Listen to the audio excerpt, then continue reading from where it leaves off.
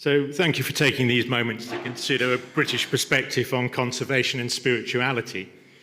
Archbishop John Wilson has instructed me to fit two side altars into St. George's Cathedral with two icons, and framing our theme today into an opposition, conservation or spirituality, one question arises: where in a busy context is the balance to be found between a tourist attraction, an encompassing worship space, and a calm backdrop for private devotion?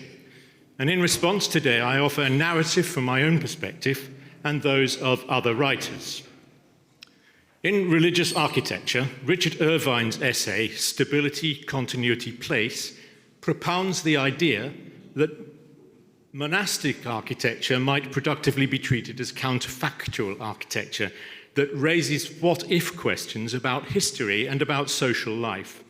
Irvine cites Marc Augé, who turned his anthropologist's eye to the forms of architecture that frame our contemporary world, where people are born in the clinic, die in the hospital, and a world thus surrendered to solitary individuality, to the fleeting, the temporary, and the ephemeral.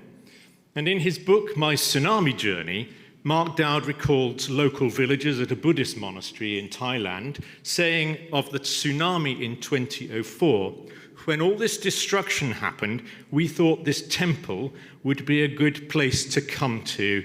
The monks here are a source of stability.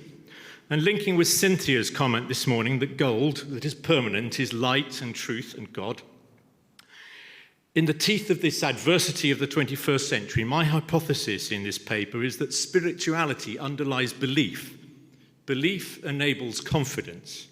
Confidence fosters stability, and stability warrants our conservation.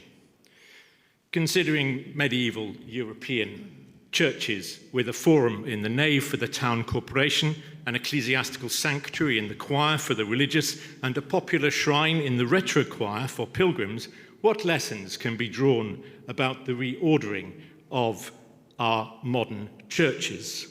That is the book by Dowd. And I think we find some clues in the 15 Psalms of Ascents with the superscription Shir HaMa'alot, Song of the Ascents, sung by Jewish pilgrims as they travelled up to Jerusalem for the three great feasts. And Wikipedia speaks that more than half of them are cheerful and all of them are hopeful. The sixth Song of Ascent establishes our context as custodians of the Lord's house. Except the Lord build the house, their labour is but lost that build it. And in his poem, The Dry Salvages, quoted by Dowd, T.S. Eliot writes, to apprehend the point of intersection of the timeless with time is an occupation for the saint. So is it possible through conservation of our churches to make legible some intersection of the material with the immaterial, as His Eminence said, the visible with the invisible, as the Minister of Culture said, and the temporal with the spiritual? In a medieval cathedral such as Amiens, there is an intersection and a simultaneity of four religious rites which continue almost independently of each other throughout the day. At the heart of the plan is the sanctuary, the monks at their daily office in the choir. At the intersection with the outside world, the nave, church meets state at the various guilds' altars. Beyond these, the side altars and the retrochoir offer healing to pilgrims at the shrine. And surrounding these three religious rites are the side chapels and confessionals for individual private intentions and atonement. In Michelangelo's Vatican Basilica, extended by Madeno, all four rituals remain vestigially concurrent, yet the aisles are focused on the sanctuary, the shrine is visible beyond the choir, and the simultaneity of rites of the medieval monastic tradition is eroded by a Baroque focus on the Mass. The concept of simultaneous rites was not wholly lost on society in the 19th century. Friedrich Arnold, in his most prototypical church plans, makes a hierarchy of entrances, central into the main nave for the town corporation, lateral via the side aisles for pilgrims going to the chapels. He reserves the choir for the Mass and preserves the aisles as access to the shrine. Arnold's choir, more open even than St. Peter's, tightens the column rhythm to slightly enclose the sanctuary from the ambulatory. Irvine acknowledges this ancient pattern in the modern Benedictine foundation at Downside Abbey. The monks take up their places towards the east, he says. The monastic community's presence in the space is marked by the elaborately carved choir stalls, even when the monks themselves are absent. So architectural elaboration of different parts of the church creates an awareness of the four simultaneous rites, which I say is necessary for a modern cathedral. One dichotomy arises when the nave altar renders the ancient chancel remote from the people or even inaccessible. And another dichotomy arising from the Second Vatican Council's emphasis on community at the Mass is evident in the layout of modern cathedrals. At Portsmouth, a medieval parish foundation raised to cathedral status in the 20th century and extended by Charles Nicholson and then Michael Drury, the nave genuinely operates like a town forum, as in the picture, divided from the choir by the baptistry, which now occupies a liminal space below what had been the west tower of the original church. And when the high altar was translated westwards from out of the original east chancel, the reordered space became St. Thomas's Chapel in the east, and however, the architectonic resolution of that choir is trafficked by people heading for the shrine. The new Coventry Cathedral of 1958 by Basil Spence writes that conundrum in the architectural equivalent of capital letters. There is no transitional entrance between the town and the church. There is no dividing of the narthex nave from the side aisles or the chapels. And the etiolated columns in the side aisle achieve no separation between a congregation attending a service and those heading for the eastern chapels. Despite an elaborate furnishing of the choir, identifying the sanctuary, it is so entirely open to the nave that there can be no casual visits without disturbing the services. At St. George's Cathedral, where I'm architect, designed by Welby Pugin and rebuilt by Romilly Craze, partway between Westminster in the east and the Tower of London in the west and in the Tower of London in the east, the deans have progressively defined a subdivision of ritual zones. And that definition now informs each decision about conservation and reordering of the interior. To understand this specific response to the medieval requisites, we must look briefly at the history. Pugin's commission of 1839 was for a large Roman Catholic parish church holding 3,000 people with very narrow columns, the simple Roman basilica with 3 pitched roofs over a central nave and side aisles. And there then commenced a period of continual building to accommodate the Catholic community on this site. It was opened in 1848, raised to cathedral status 2 years later. The buttresses were infilled as confessional booths. The Jubé screen was relocated from the chancel to the narthex, and chantries were built to designs by E.W. Pugin and F.A. Walters. Walters' son, E.A. Walters, added minor 20th century embellishments. And in 1893, F.A. Walters in the top plan had surveyed the church, which shows that many side chapels and shrines had been added. Contemporary photographs indicate the cathedral had been built with finials and turrets, but no clear story. And a comparison between 1937, top left, and 1941 shows that bomb damage greatly affected the cathedral. It stood entirely unroofed until work started in 1953. Rebuilding commenced ceremonially during Mass, with Bishop Cowdery turning over the first spadeful of soil, and the main church reopened in 1958 with a raised nave on broader pillars carrying a clerestory, because Craze had lowered the side aisles using flat roofs instead of pitched roofs. Craze created an illusion of architectural development over many ages. In 1963, the Lady Chapel was relocated to the southeast beyond the Peter Chantry shown here in the middle, and the narrow chancel of the Lady Chapel is an elegant homage to 14th century early English Gothic, onto which Craze appends his day chapel, i.e. a Tudor-style congregation area, constructed as if the nave of some earlier medieval church had been redeveloped. Constructed in just 140 years, the cathedral contains a compendium of ecclesiastical architecture, visually spanning 7 centuries, and images of the nave looking towards the high altar from before, at top right, during in the middle, and after World War II show how what was an open worship space into the aisles without convenience for the four rites of the medieval church has, by enlarging the nave pillars, become visually better suited to separate ritual zones. 21st century fixtures by myself, including a holy door in 2015, have introduced a newer language of Gothic employing metalwork and stone.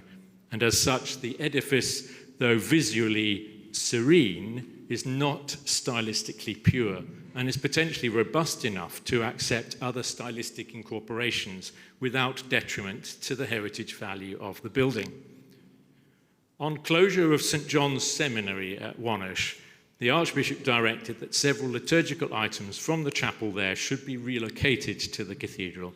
The Archbishop particularly wishes to honour Mary in her title Matris Sacerdotum and to respect the alumni of the seminary through their devotion to St. John. And this image of the foundation's design on the left shows the substantial size of the seminary's chapel. The main context is the definition of liturgical zones in the cathedral, a spiritual plan identified by Canon Cronin in 2011, a sacramental space in the north aisle, which here is on the left, honouring saints and bishops who have trodden the floor of the cathedral, a devotional space in the south aisle for chapels and statues dedicated to bishops, saints, and martyrs from other ages or territories who relate to a diverse community of worshippers, such as the Irish, the Latin and Central Americans, and so forth. A societal place near the West End displays notices, historical information, religious merchandise, and commemorates the cathedral's bishops, priests, and chaplains. And these three spiritual zones encircle a worship space east of a transitional crossing focused on the main altar. The de facto retrochoir in this plan is occupied by the choir itself and the organ, and in compensation, the shrine is transferred to the Lady Chapel in the southeastern quadrant. This then is the context for inserting 2 side altars and 2 icons, and given the complex dialectic between Eastern and Western Orthodoxy, Peter Kwasniewski believes that any critique of side altars is an expression of misplaced Byzantinophilia. There is much to support a Catholic line of argument that side altars are the fruits of the only sacrifice, namely the saints and their deeds. And there is no shortage of side altars in European cathedral churches, and to some extent, St. George's has fewer than many. And in the context of a modern mother church who welcomes all peoples, the rationale for additional altars is not about celebrating the Mass at the altars, but about private intentions, about appealing to the cares of an ever more diverse community. John Paul II built his personal coat of arms around the Marian cross. Pope Francis writes, Mary, aware that the realization of God's project depends on her response, is called to adhere to it with her whole being.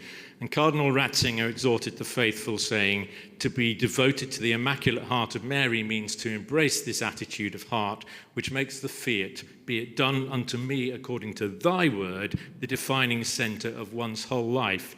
And to some degree, all that follows here now is a reflection and a consequence of that aspiration. Archbishop Wilson proposes a sodality of Our Lady of St. George, and given his emphasis on Marian devotion, I have increasingly logged that along with 5 Marian symbols in the nave and chancel ceilings, Our Lady already suffuses 3 cathedral quadrants with her image, although the northwest quadrant, which is at the bottom right of this plan, is not suffused by her. the 8th Song of Ascents says, "As the mountains surround Jerusalem, so the Lord surrounds his people, this from time forth and forevermore." And the Archbishop's intent for a sodality of Mary has been informed by this plenitude, by the addition of Marian artifacts from Wonosh, and an equestrian order will actually assist our Mother Church to be enveloped by Mary. I need to thank Anthony Feltham-King and Andrew Derrick for recording the artifacts from Wonosh, and Alexandria Altian and John Jones for our 3D visualizations now. The elaborate Baroque Lady Chapel altar and reredos at Wonosh, installed in 1900, was designed by F.A. Walters, who contributed at the cathedral. At Cathedral Craze's altar on the right will be dismantled, and Walters' altar, being wider but less tall, you can see here that we shall overboard the recess in timber and plaster behind the new Baroque altar. We shall add a sill profile above it for the recess above the backboard and raise the new altar on 3 steps for east-facing consecrations. And Craze's niche and corona will be remounted in the body of the Lady Chapel so that the 18th century statue of Our Lady of St. George holding the Christ child will become a point of prayer for the Marian sodality in the main chapel space, effectively our shrine. The gradi, the niche of Craze's altar, will be reduced in depth, retaining all its profiles and details, and set above the dado wall of the congregational area of the chapel. And Craze's altar table is extremely plain. The simple limestone block and marble mensa suits his baptistry of 1966 and will emphasize the sacramental substance of the holy oils that are stored there. The stone table will stand on the floor slab, subject to a check by the structural engineer from construction drawings which we hold in the cathedral archive. In 1925, back at Wonosh, Walters created a neoclassical patronal altar at the heart of the archdiocese, and it is only fitting that there should now be a strong and tangible locus for devotion to St. John at the cathedral. And we shall cite the John altar in the north transept to honour St. John Paul II, who's illustrated in his visit to cathedral in the window above, and appeal to a swathe of European worshippers. And the colours of the new altar, side altar, will enhance John Lawson's papal window, designed by Goddard and Gibbs. Again, we shall dismantle Craze's table tomb and overboard a recess below the windowsill. And thus, Craze's original fabric will not be degraded, and all these interventions will be reversible.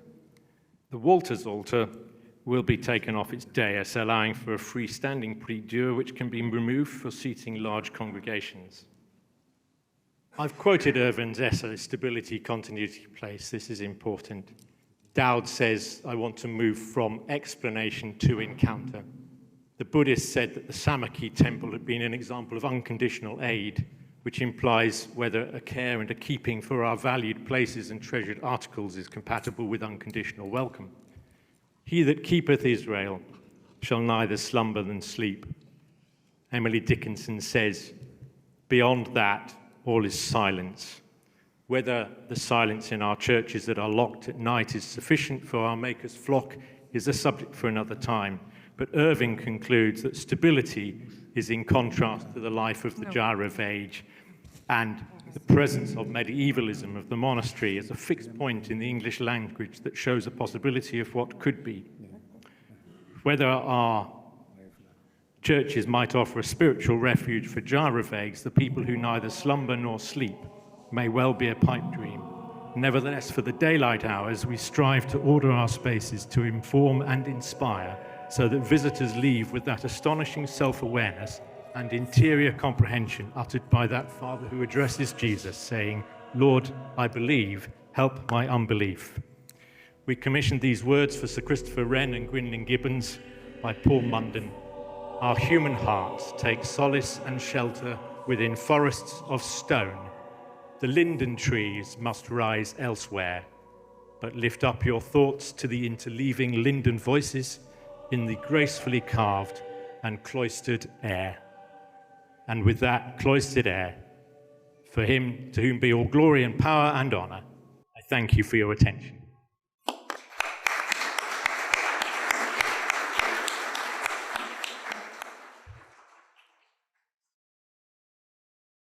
I hope you are waiting someone from Ukraine, and I'm ready. I'm happy to be here, and I want to give some the deepest acknowledge to administration of this conference, to Mr. Manuel. And I want to start my presentation with a small present to you.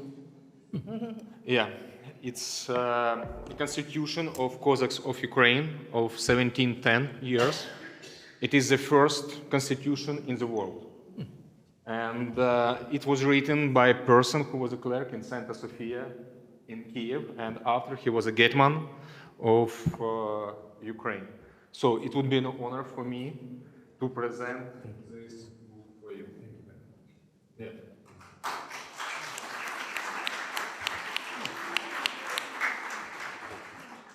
Today's my speech I would like to make as interactive as it possible and to be as useful for everyone as it possible. Yes, today our speech has 1,000 years ahead, and I change a bit the name of it, like how to make a physics or technical conservation to serve for spirituality.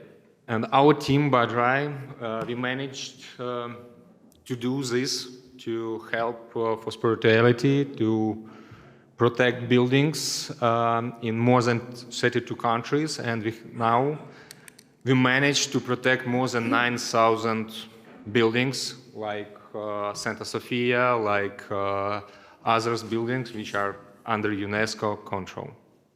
And when we start dealing with protecting heritage, we ask ourselves with some question. How we can to provide the availability and accessibility for acts of faith with the tough demands of building protection. Yeah. How we can to preserve the multi-aspects and originality of living heritage, providing high quality of building preservation. Yeah. How we can to preserve the integral religious masterpieces like fresco, oil paintings, or mosaics without physical intervention. How we can to protect the artworks, religious items, for example, from damages. Or how we can make the religious buildings live for 1,000 years ahead. And we deal with I think you will be agree with us, with me, that one of the most dangerous aspects is excessive humidity, which is caused by rise and dump. And today, in the beginning of this conference, Miss Adriana told that in St. John Co-Cathedral, they have like excessive humidity for 3 meters, and it's totally damaged frescoes and all other paintings. In some countries, this problem can be named like wall cancer even. We are responsible for solving this problem once and forever, and to do it with non-invasion methods, which is the most important in so old and historical building. Okay, how to identify wall cancer? I decided to make it as more familiar for you as it possible, and we make some photos, particularly here in Malta, and you can see how does it look like. And for example, in this building, you can see that the excessive humidity, rise and dump, goes up as for 3 meters approximately, which totally bad. Yeah, it's not good. The same pictures here. You can see like walls damaged with salts, and you can see the line, yes, on the building, where you can see that water, humidity from ground absorbed by the walls and go up to 4 or 5 meters, I don't know. How does, you can ask, okay, wall cancer, humidity, okay, but how does it impact on our sites. And we write down a couple of problems, issues, yes, which can be because of the wall cancer or rise and dump. The first one, it's human health. And this is St. John Church in Lviv. It's the 13th century. And as you can see, staff, visitors, and parishioners can be under effect of dangerous mold, which can spread around the building via ventilation, and it can lead even to a fatal disease. Yeah. And the non-fresh air also can be influence in immune system of the people, yeah, and can make people disease prone. So this is the first effect of the wall cancer. Next one. I don't know, maybe you know about it, but with rise and dump, usually with water, such radioactive gas like radon can also be in your premises. So wall cancer also can lead that in your premises, even if you don't know you have this gas, which can lead to lungs cancer, and it's very dangerous. By the way, this Capuchin church also in Ukraine. Another one, impact, decreasing of physical characteristic of the buildings. It's Antony of Padua Cathedral in Ukraine, and as you can see, it's dump rise and it's wall cancer. And in this part you can see a cracks, which also was like an effect of excessive humidity in the walls. Next impact of this wall cancer is aggressive microclimate. The art items and other materials starts to deteriorate. We can see wooden elements, metal elements, and paintings and icons, which are under effect of aggressive microclimate because of humidity in the walls. Next one impact is integral art items, which can be destroyed because of wall have dump rise. Mosaics, fresco deterioration, detention of oil paintings. Wall cancer impact, also energy efficiency of the building can be decreased because of this problem. And our company, our organization, make a research with Torino Polytechnical University, and we found when we remove this problem, the energy efficiency of the building become better. Now the question, why do your buildings, why do your cultural heritage sites has this problem?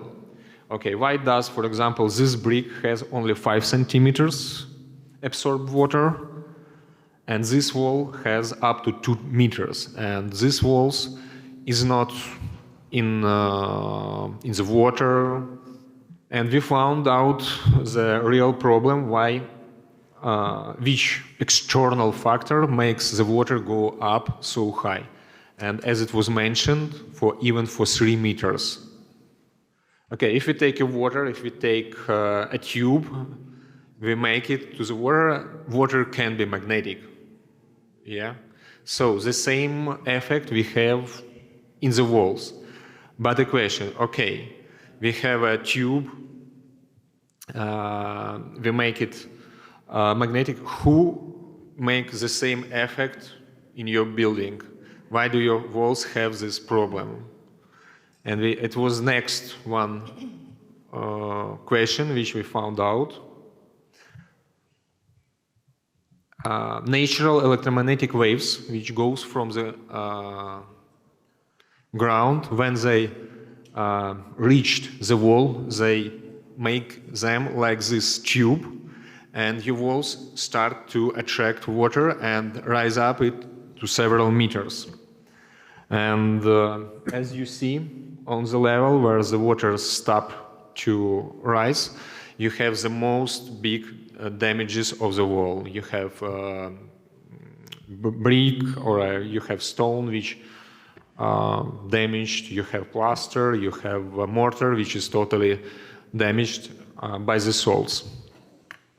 Okay, when we know this, we start to think how to solve this problem. And our device was invented. It was invented by, with help of data which was opened by Nikola Tesla. It's antenna which can perceive these waves and reflect it into opposite side. And this way we totally nullify this electromagnetic field. So your wall lose these characteristics to absorb water for 2 or 3 meters. So after we install this device, the water starts to go down back to the ground on natural way. So we don't even make any intervention into your wall. We don't make any intervention into originality of historical buildings. So this is a phenomenon which we use in our technology to protect your buildings. This is our mobile laboratory. We have a protocol, and when we start to work with a building, we make a monitoring for 3 years, where we can see how does it go down, and we can make any control and to check something, or maybe if you need to improve, to have your walls totally dry. At the same time, we have online system which installed into your walls, and it's a special probes which gives you a data in real time, what the humidity level in your walls, what's the humidity, air humidity in your premises, and the temperature. And we can set some level. When it goes up, we will inform you that there is some critical problems and we can find it and to solve. So, why does other keep silence about what does it mean? I mean that this technology can be used without any harmful chemical substances, without constructional works. It does not need electricity. It works and it's safe for people and environment. And I would like to show you a video from Santa Sofia, where this technology was installed 3 years ago, and the wall's totally dry and building is stabilized for many years ahead.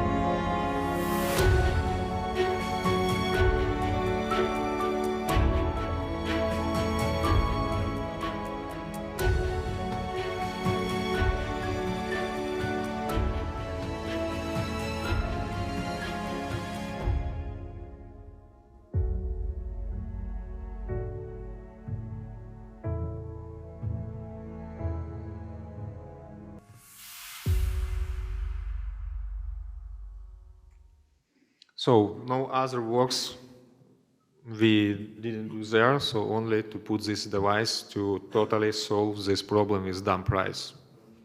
This is the results for 3 years. How does the water go down, and which benefits it gives to this cultural heritage site. Stabilize the physical condition of buildings in non-invasive way. So in these old buildings we couldn't do any cuts or something like that. We remove excessive dampness of wall and stabilize it within acceptable standards, so about 4% of the masonry.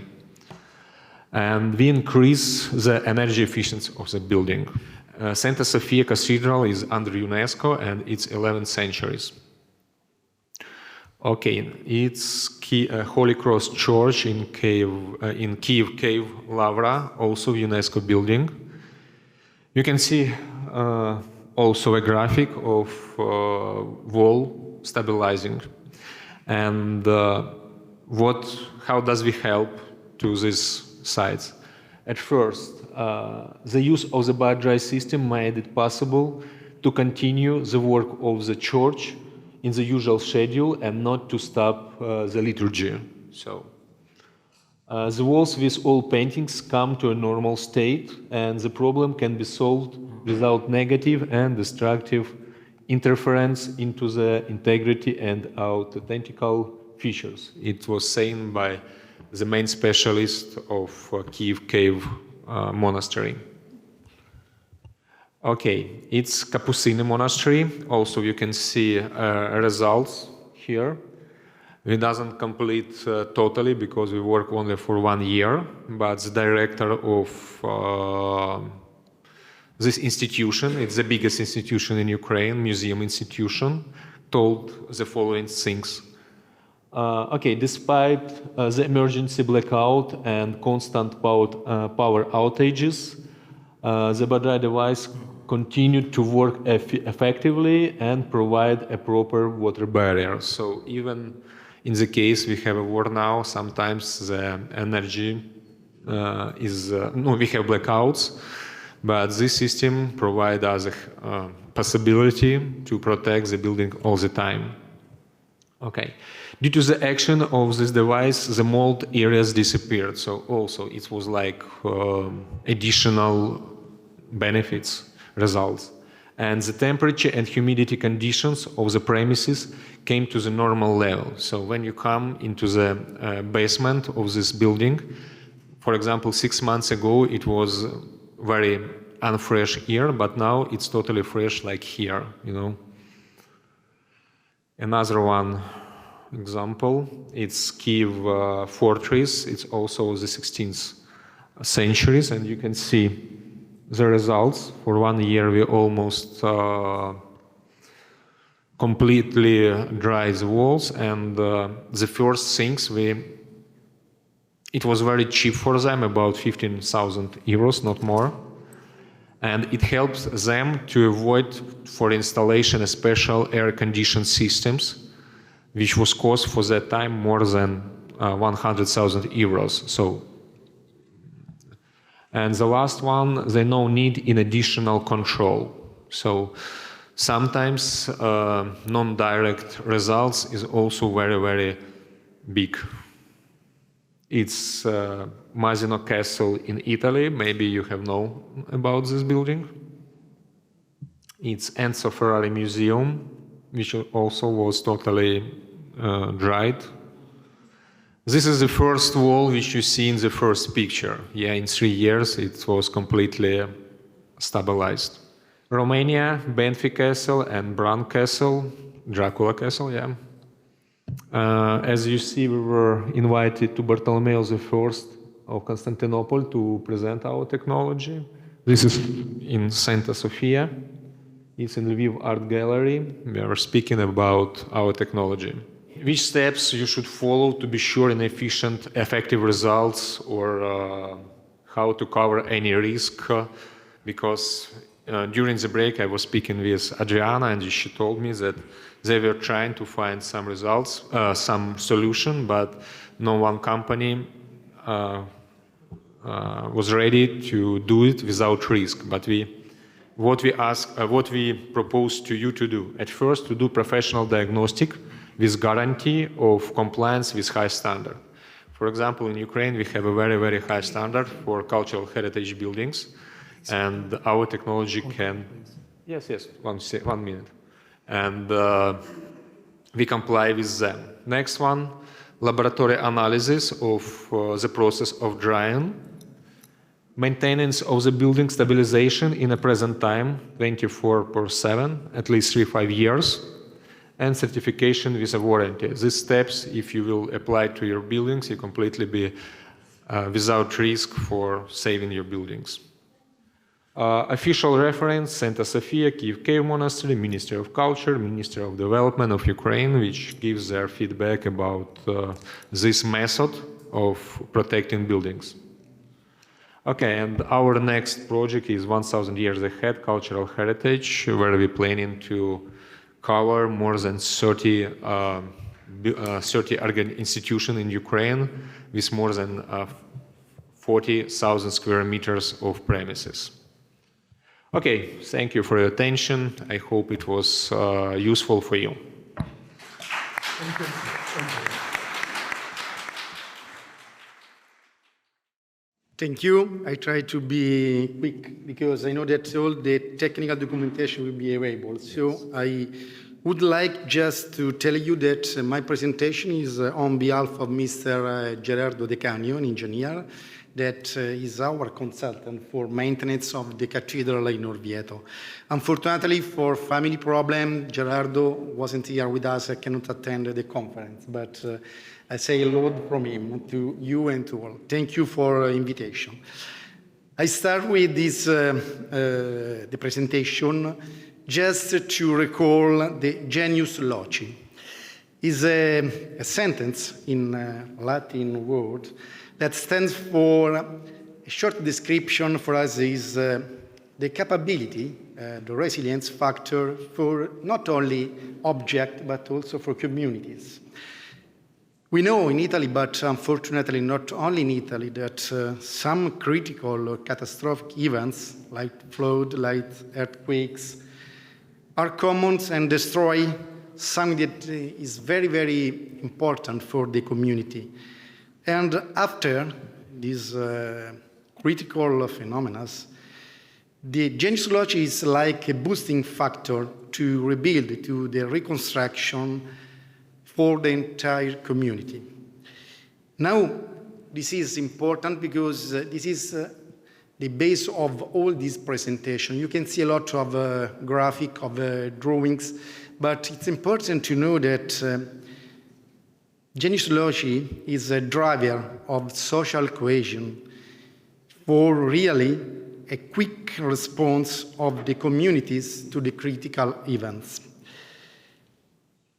We are confident that beauty is something that is very clear in our idea, but really we know that thanks to the art, we are able to make something that invisible becomes visible. This is from Hegel. But also, it's important to know that our cathedral, our building, are only not something to see like beautiful, like marvelous art, but they have inside something that is very, very important, that is, in Orvieto, for example, flesh and blood of Christ.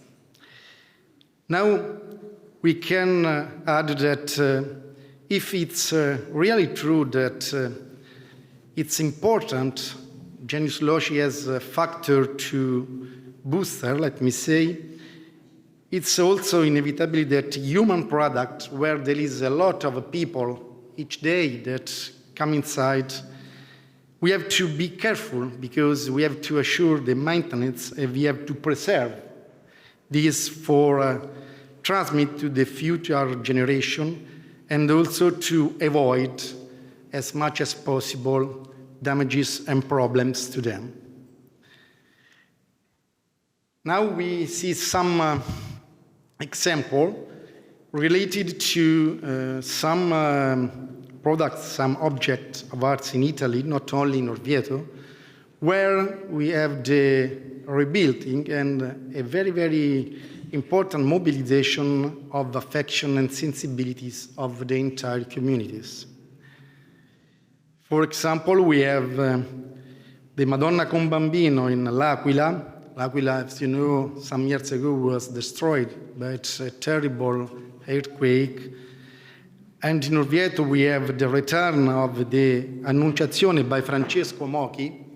This is another different problems where some culture, behavior in the past decide and will to remove from the cathedral a lot of parts because they want to maintain the cathedral without too much arts inside. So they, for example, in Orvieto, remove all the statues of apostle inside, and they remove a lot of painting from the wall, creating really a big problem that now has been partially recovered from that period. Another example is the Reliquary Corporale in Orvieto is very, very important. The date of this is around the 14th century, and it was silver with additional parts in smelt over.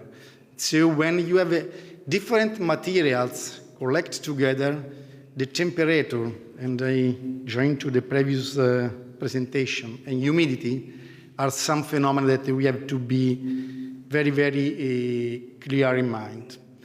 This is some picture with the Pope in Basilica di Santa Maria in Colle Maggio in L'Aquila, where really after the earthquake in 2009, the community discovered under the rest after the earthquake this image of Madonna con Bambino, and all the people joined together with the government to try to recover this very important image and opera for the community.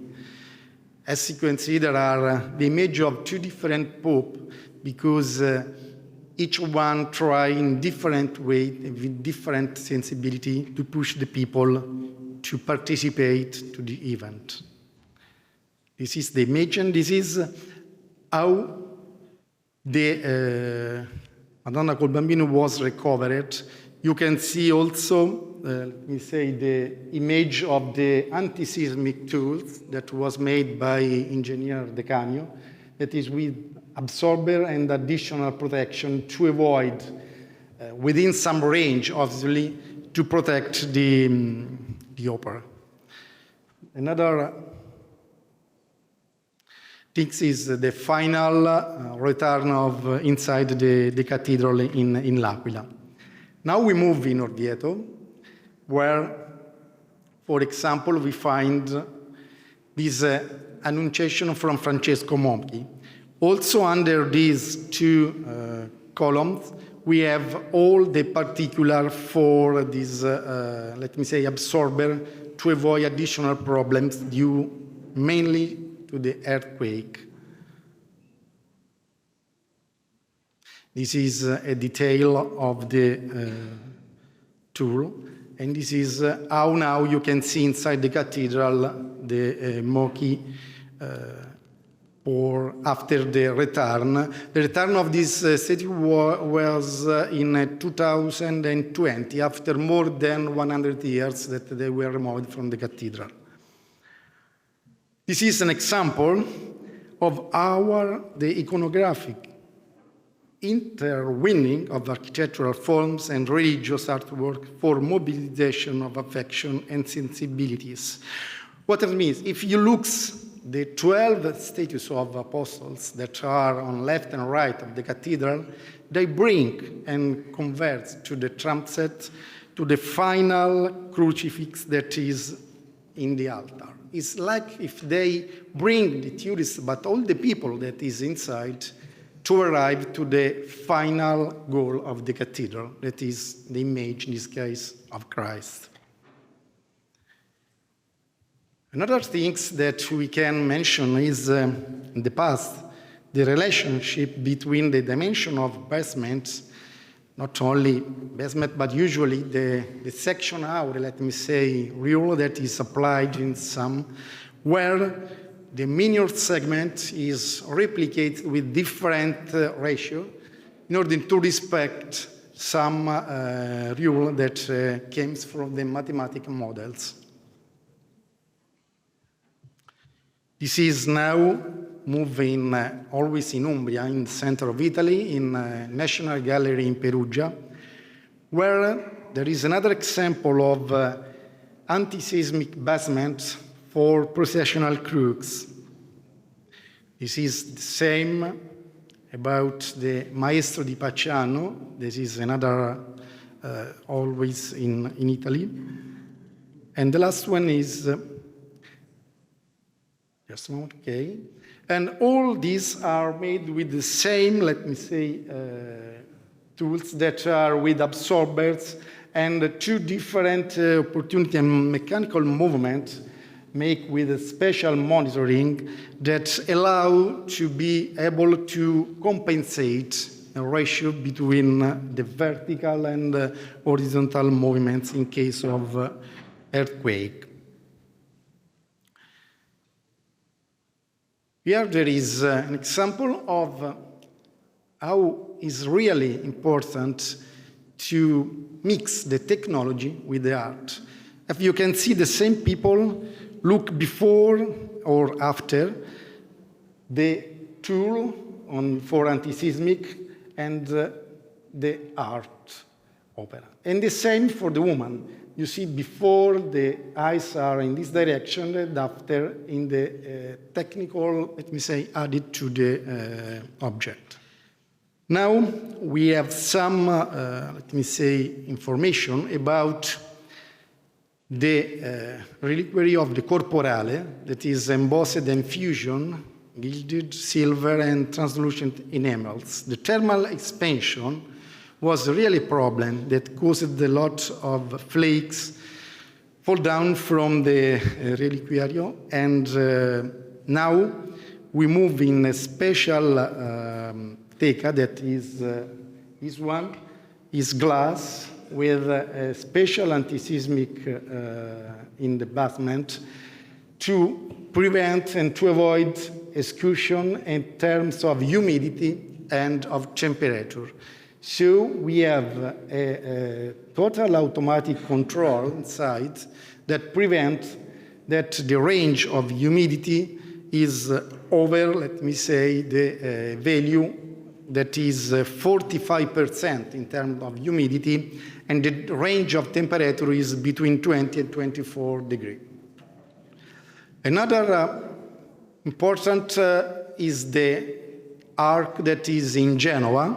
It's the same problem due to the fact that each year is bring from people on the shoulders during the ceremony, and there is a lot of solicitation and mechanical vibration that affect the arc, and was prepared special tool that is able to absorb the vibration with a 2D gyroscope and glass case that can control temperature and in some way also humidity or hygrometrics phenomena. This is some picture of the support that has been made and used for protect the arc. Now I would like to move to the new monitoring that we installed with Enea in Italy, that is a public research center, in order to monitor together and in the same time using 13 sensors the micro movements that can happen inside some point of the cathedral. You can see where all the sensor has been put inside the cathedral, and we make a lot of tests. The system now is active 20 hours each day, and we have a lot of data that we are obliged to record, to store in a special cloud of Enea, because it's a lot of data that we have to record, and that we use to monitor and to adjust, if necessary, to prevent as much as possible mechanical phenomena that could affect the pillars and also the additional objects that are inside the cathedral. This is just an example of the network with the length of cable, but I go over just because it's a really technical, let me say, information. Each sensor is able to measurement on the 3 axes, like an accelerometer, and make in total 13 for 3 axes, each one 39 acquisition channels. Now there is the last earthquake that we had in center of Italy just a few months ago, and in two different locations. The first is near Orvieto, just 70 kilometers. Another one is quite far from Orvieto, is more than 200 kilometers. The results that we recorded with the sensor was here represented. And the important things that I would like, and I go over the other, is that all the sensor was with the same answer. That is very important. That it means that the structure was able to respond in a synchronous way without any critical difference that can cause forces that are very dangerous for the structure. This is another investigation that we made, and we are going to make also in this day to have additional information about the acoustic beats during the concerts and organ sonatas at solemn masses. We, in the cathedral, we host at least 2 times in a year, for Easter, for end of year, big concert for jazz music or gospel or sacred music. And we observe, thanks to this monitoring system, that on particular point of the cathedral, during some typical frequencies that we have, there is an answer that we can have on the, and also solicitation of the sensor that we can see more on that after. For example, this is a D major, Re maggiore, at frequency of 18 Hertz resonance plus abutments. And this is the result, is very, you see the order that are in millimeters, is not so high in terms of gap, but is something that is very clear that the structure is able to receive. Now I'm going to close this part to tell that we are going to put in place a new project called Metadata, where we would like to try to collect all the information about the monitoring, the documents that we have in the past, and to make a big digital metadata available for analysis, available for investigation, available also for simulation and model, in order to apply some action before that something could help.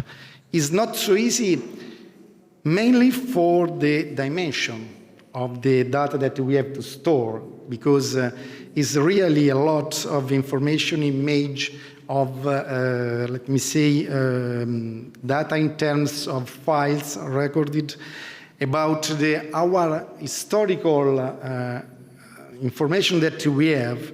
And also in this case, we try to move in a special cloud in Rome with the Enea, because when we have to investigate, to interrogate, and to find the information, we have to be quick in obtaining the answers. So it means that we need a special computer, like a RISC, able to manage and to supply to us information in really reasonable time.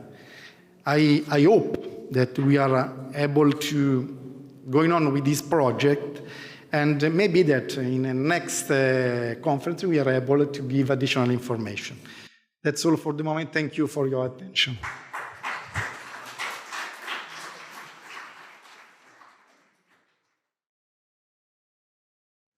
Thank you for invitation. Welcome all. Sister will speak because she do it better. I will change the pictures only. Hello. We will be talking about problems of material commemoration and organization of the cult of new saints of the Church. The Wawel Cathedral in Krakow is layered with material structures and objects from a time spanning more than last 8 centuries. Multiply reconstructions and numerous foundations for furnishing have made it impossible to permanently install contemporary elements in the cathedral without disturbing the historic fabric. Therefore, commemorating and organizing the worship of new saints in the church brings with it problems that do not always satisfy everyone.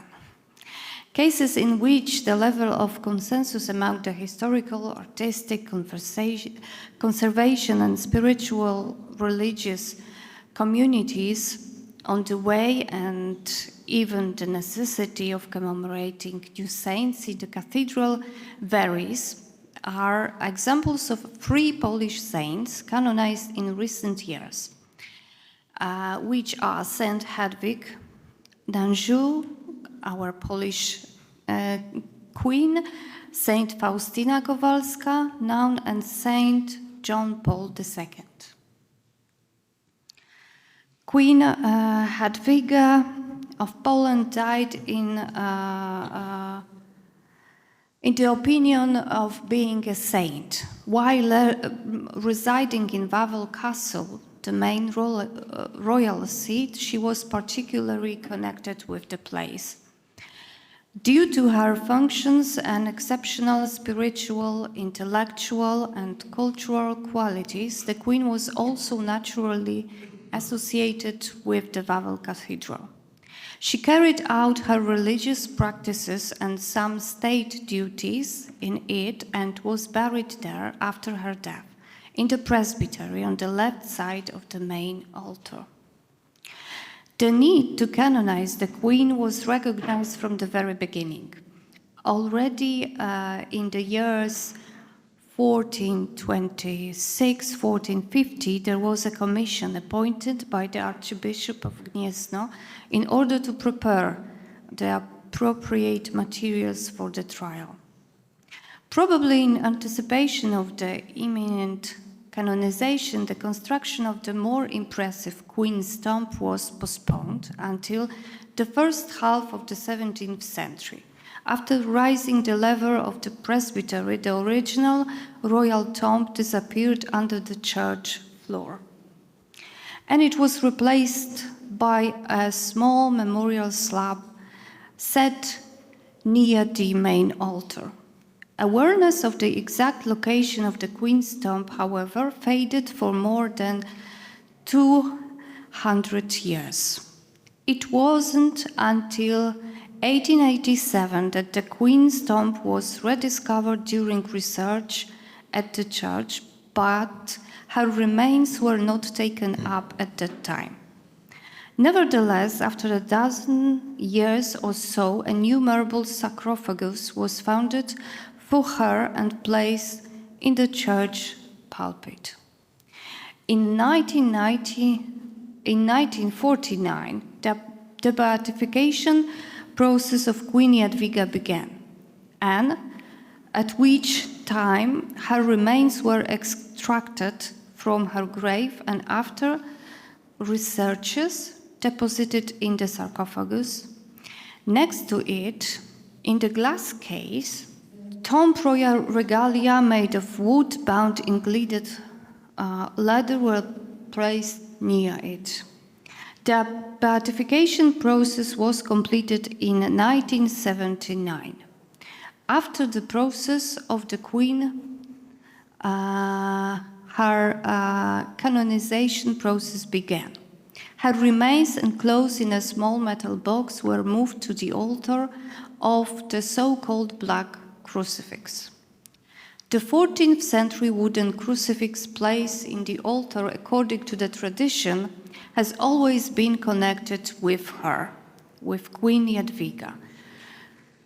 Christ was said to have spoken from it to the monarch at the time when she was facing a difficult decision, important for the kingdom and herself, telling her, "Fac quod vides," which can be translated, "Do what you see." For the purpose of placing the box behind the remains in 18th century altar mensa, a niche was hollowed out in it, At the form of its form, marble cladding was transformed. These changes did not arouse any controversy. They were preceded by extensive consultation and the creation of projects that were implemented after approval by the committee. Our saint and wise queen was honored in various ways over the years by the church and secular circles. It's directly connected also with the person of Karol Wojtyła, the Metropolitan of Krakow and later Pope John II, who was also connected to her since he beatified her and canonized our Polish queen. The Wawel Cathedral is now the central of the cult of Saint Queen Jadwiga. Karol Józef Wojtyła was born on May 18, 1920 in Wadowice. He was a Polish clergyman, auxiliary bishop of Krakow, archbishop metropolitan of Krakow, cardinal presbyter, deputy president of the Polish Bishops' Conference, and as John Paul II, the 264th Pope. He died on April 2nd, 2005. His canonization process began a month after his death, with a waiver of the traditional 5 years waiting period. On December 19, 2009, he was declared a venerable servant of God and beatified on May 1st, 2011, on Divine Mercy Sunday. And simultaneously with Pope John XXIII, he was canonized on April 27, 2014. Karol Wojtyła was a priest whose ministry for more than 20 years was directly linked to Krakow Cathedral, first as an auxiliary bishop, later as a metropolitan archbishop. The cathedral was a place that he also visited in his later year as pope, whenever it was possible. In addition to the good memory and gratitude of the faithful he left behind, many materials memorabilia have been preserved in the cathedral. They are collected and partially exhibited in the Cathedral Museum. An exhibition of the workshop of the faithful in Krakow for John Paul II in bronze monument is placed in front of the cathedral opposite the main entrance, as well as the bell which was named after him and cast and hung at one of the church's tower. However, a certain problem still remains as to how to commemorate the saint inside Wawel Cathedral itself. A few years ago, in one of the side chapels dedicated to the Immaculate Conception of the Blessed Virgin Mary, on the mensa of the late Baroque marble altar with the image of Saint Joachim, a kind of a second, smaller wooden altarpiece housing a portrait of John Paul II was placed. Every Thursday, the Mass is celebrated here in honor of the Holy Pope and intention entrusted to his intercession. This chapel is very often referred to as a chapel of Saint John Paul II. The form of the settee and its connection with the Baroque altar does not arouse the admiration of art historians and conservation circles. It is tolerated by them because it does not directly interfere with historic structure and does not obscure the elements that determine the identification of the chapel's proper call. It is also treated by them as a temporary solution. The final commemoration of John Paul II in the cathedral does indeed seem to require further extensive consultation and designs. It is worth noting here that on the one side of the former Krakow Solvay soda plant in Borek Wałęski in the south of Krakow, where Karol Wojtyła worked during the World War II, a modern shrine devoted to John Paul II has been built in recent years, and the central place of the worship in Krakow, it seems to become till now. Sister Faustyna Kowalska was born on August 25th, 1905 in Głogowiec in Poland. She was a nun from the congregation of the Sisters of Our Lady of Mercy. She was a mystic, stigmatic, and visionary. She is known primarily as a preacher of the cult of the Divine Mercy and the author of the diary in which she described her spiritual and mystical experiences. During her life, she experienced revelation in which Jesus appeared and spoken to her. Faustina was chronically ill.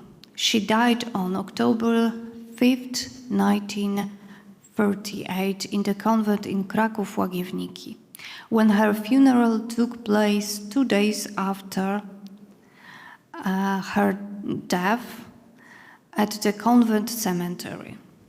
Currently, her remains are in the monastery chapel of Saint Joseph in a sarcophagus placed in the altar under the grace-famous painting of Jesus, I Trust in You, painted by Adolf Hyła. The reliquary was unveiled on the day of her beatification, on April 18, 1993. On April 30, 2000, she was canonized, and John Paul II was the one who performed this canonization. This was also when he established the Feast of Divine Mercy. A few years ago, in the Wawel Cathedral, at the place of the celebration of Divine Mercy, and St. Faustina Kowalska, a side chapel of medieval origin, was designated to Corpus Christi, King John Albrecht, St. Andrews. A wooden painted and glittered cabinet was placed on this baroque altar's mensa without interfering with its structure, containing the image of merciful Christ along with the accompanying votive offerings. The showcase completely obscured the existing 18th century painting associated with the chapel's invocation depicting St. Andrew by the Italian artist Salvatore Monosilio. On the side of the altar, there are also a portrait of Saint Faustina. At the altar, which began to be called the Altar of Divine Mercy, holy masses were celebrated, attended by lots of people. Since then, the chapel was also called by the faithful the Chapel of the Divine Mercy. Changes in the chapel generated strong opposition from the historical, artistic, and conservation community. It indicated that by covering the original historic image of Saint Andrew, the call of the chapel was de facto changed, and access to the high-quality work of Monosilio was also prevented to be seen. The issue of the lack of the broader consultation on this matter and the poor artistic level of the new elements, which did not conform to the historic content, were raised. After several years of discussion on the initiative of the parish priest of the cathedral, the interior of the chapel was being renovated. As a part of it, the display case with the image of the merciful Jesus and the portrait of Saint Faustina was moved to another chapel. The chapel called Saint Thomas of Canterbury, Three Kings, or Bishop Piotr Tomicki, which has not been opened so far, but they are placed in a neutral places on the site of the altar located there. The new current location makes it possible to pray and conduct holy masses there, and services dedicated to Divine Mercy and Saint Faustina. The solution does not seem, however, become final. As a part of the aforementioned restoration of the interior of the King John Albrecht Chapel, the work included the altar with St. Andrew, restoring it to its original state. Despite the dissatisfaction of some of the faithful, the parish priest agreed to such a change as the board, cathedral board, has also a church devoted to Divine Mercy under its management. And it is located outside the Wawel Hill, where the cult of the merciful Jesus has been carried out for a long time. Masses and services are celebrated there daily. Sacraments are also administered. It seems that organizing worship there may be sufficient for the faithful. The priest's intention was also to quell the smoldering conflict with the historical, artistic, and conservation community. Time will tell that what continuation the practice of worship of Divine Mercy and Saint Faustina in Wawel Cathedral will have, and whether it will not naturally cease. It should be mentioned that in the vicinity of the convent of the Congregation of the Sisters of Our Lady of Mercy in Łagiewniki in Kraków, a modern sanctuary dedicated to Divine Mercy and Faustina Kowalska has been built in recent years. Together with the monastery, it is now the world center of the cult of Saint Faustina. The uniqueness of Wawel Cathedral is due, among other things, to its historical values and the function it has performed over the centuries as a princely church, royal coronation church, bishop church, necropolis of our rulers, heroes, and higher clergy. It occurred in this capacity, in the reality of the power of the Polish state, its decline and non-existence. It was also at the time a continuous active church when rites and religious practices were and still are carried out.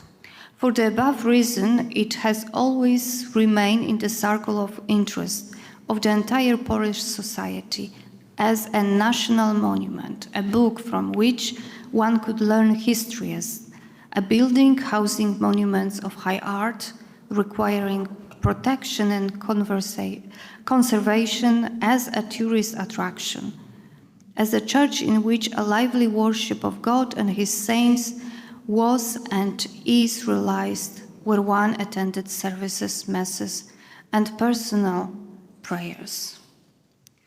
The examples mentioned, I will conclude, could lead us to the conclusion that the dialogue and discussion between different circles are much needed when taking the decision of undertaking any conservation work. Thank you for your attention.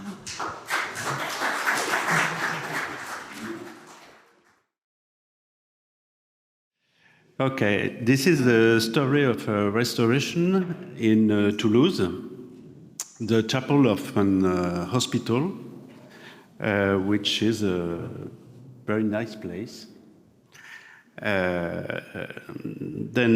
Toulouse, you don't know, perhaps Toulouse, along with Narbonne and Arles, was one of the largest cities in Gaul. Christian Italy, which led the installation of the first hospitals, was established on the 3rd century. In the 10th century, the city, with the first church and the first hospital, grew on the right bank of the Garonne. This is the left bank of the Garonne. The beginning of the 12th century saw the construction of the Hospital Saint-Jacques and the left bank on the Garonne, which this would become the Hôtel Dieu in the 16th century. In the 17th century, the epidemics brought about over 4,000 deaths in the city, and it was a very difficult period. In response of the situation, the Great Confinement, le Grand Renfermement in French, was put into action, justified the grounds of public order and charity. The organization of the hospital of Saint-Joseph de la Grave, the construction began during this period, was a response of the need for refuge, for confinement, for isolation of the contagion sick in order to protect the population of the city. The organization of the hospital around the chapel, you know, we see the chapel in the center of the photography, which is the dome green. We can see the special position of the dome in the monumental dimensions are at the heart of the entire architectural composition of the site. Foreclosed of courtyards, places of confinement and hospitality are like cloisters delimited by ambulatories on 2 levels. These ambulatories open on 3 sides of the quadrilaterals of the edifice with the fourth in the other cloister. We can see this composition on the plan. And the courtyard in the axis of the chapel is there, and in the axis of the chapel we have the cloister perfectly symmetric. This is a gallery which is not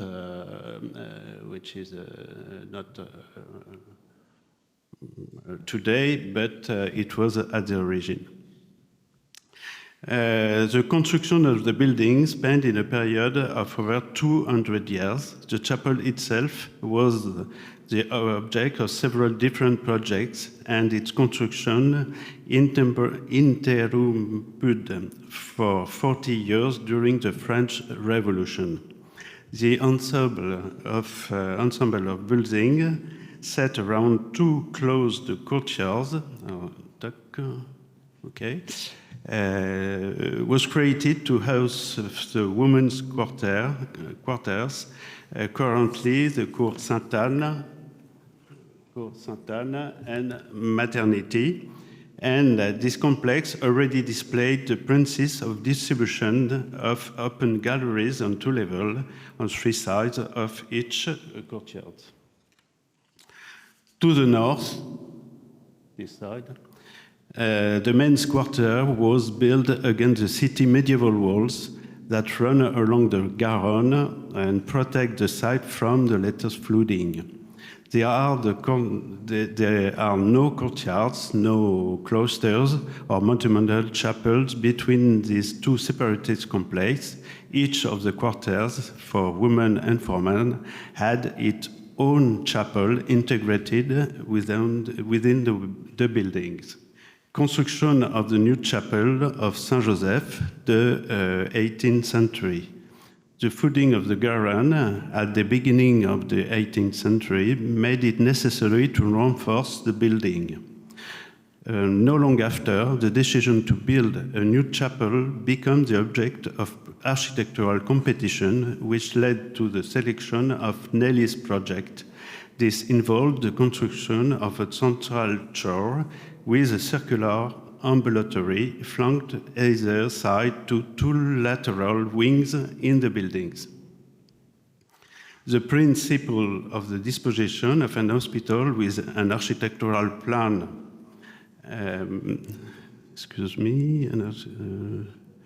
it's a constant in the 18th century European architectural creation. We can see it in every construction in this epoch. It was anticipated that the construction is completed before 1827, and the architect put in charge of the project was a certain Barrick. Because the construction began in 1758, but the French Revolution caused the work to be abandoned around 1790. It is who is responsible for the present disposition of the monumental ensemble consisting of the chapel itself and courtyard of the rear, which complete the construction. The design began in the 17th century.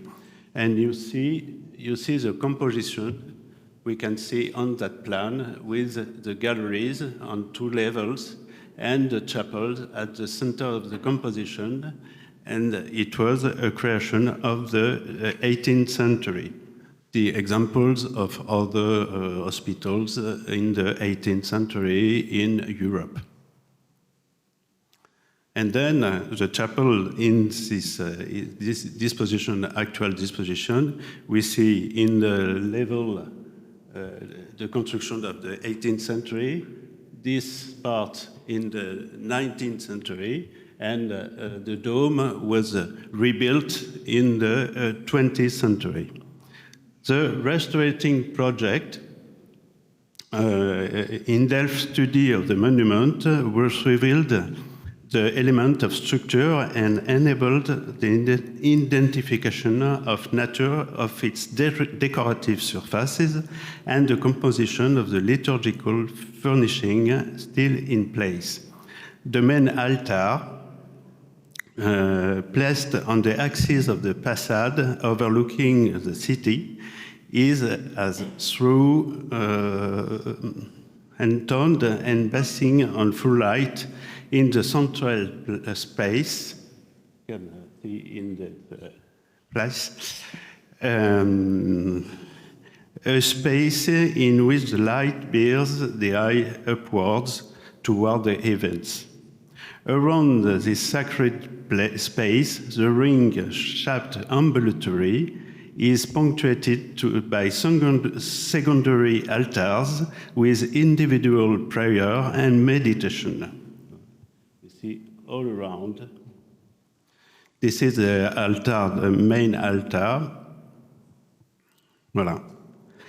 The interior of the central space appears to inlaid with very carefully crafted marble. In actuality, the surfaces are made in simulated material, faux marble, most likely as a result of financial consideration. We see faux breccia. We see, we see faux breccia, marble made of agglomerates of various colors. For the first level of pilaster, faux Carrara marble in the large entablature that crowned the large arcades, and faux Campans marble, green marble, for the second level of pilasters and the architrave of the entablature that bears the dome. Excuse me. This, you can see the fabulous decorative intervention. The restoration of the monument has made it possible to conserve and reintegrate the former decoration and renew the plaster and whitewash on all the other wall and vault surface, and to restore the stained glass window to filter the color of the light and bathe the building.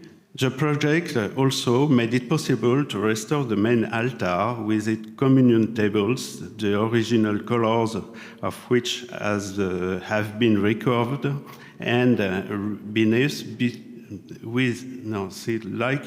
of paint, as well its marble step with the original design. The pulpit, the site alpha, was their elaborated alpes, and confessional have also been restored according to their original appearance. The facade and roof of the monument have also have a major restoration. During the project, an inventory was drafted up in great detail to the objects of worship from the chapel and in the keeping of the institution, and each of these was restored. We wanted to create an instructive itinerary that would tell the story attached to the chapel and recount its history. The itinerary is through the chapel. The chapel became a building that was reopened to the public. It was closed before, with its own safety regulation, with its accessibility for the people with reduced mobility, but also with the presence of staff responsible for reception, for supervision. Its itinerary of the visit was designed to respect the original dispositions of the chapel. The entrance is through the main facade that faces the city, and after entering via a glass partition equipped with a sliding door, the visitor is immediately drawn to the site of the main altar, bathed by the light in the central space. On the left, on this side of the monument, we are going face on the altar, main altar. The walk continues along the ambulatory to which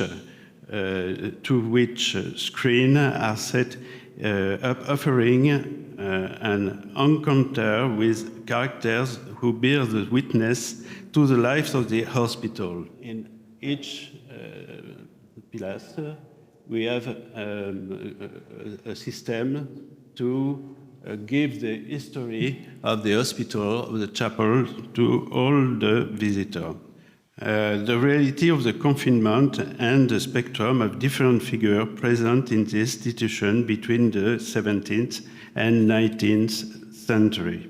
In the former sacristy, a selection of religious objects is displayed to showcase on the large cabinet that housed many of these objects before work on building began. You can see,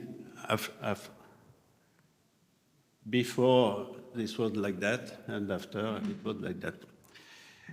The visit brings us from the ambulatory to the exit.